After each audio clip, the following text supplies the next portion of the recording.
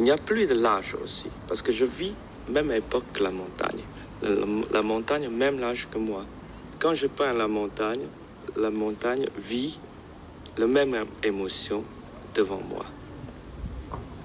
Elle est à moi et la montagne devient moi-même.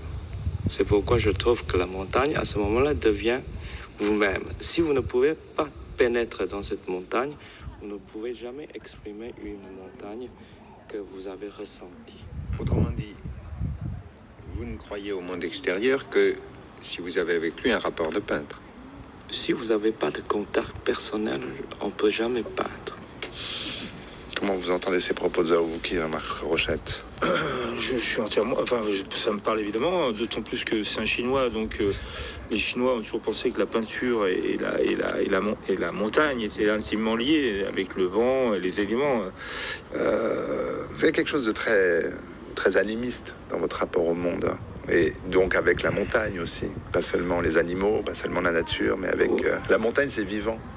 Oui, tout à fait, tout est vivant. Enfin, alors évidemment, tout ce qui est animal, végétal, c'est vivant, mais ce qui est pierre est tout à fait vivant aussi. Chaque montagne a son esprit, enfin personnellement. Et puis en plus, j'ai une expérience qu'on appelle ontologique ou océanique de la montagne. C'est quand je suis en montagne, quand je suis seul en haut je vois bien qu'il y a une espèce d'échange entre l'extérieur et l'intérieur.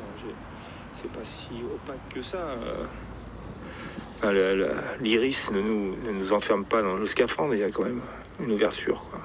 Bah tiens, justement, à ce propos, on va écouter Georges Rebuffat, célèbre alpiniste qui participa notamment à la première ascension de l'Annapurna. Il était invité de Jacques Chancel dans Radioscopie en novembre 70.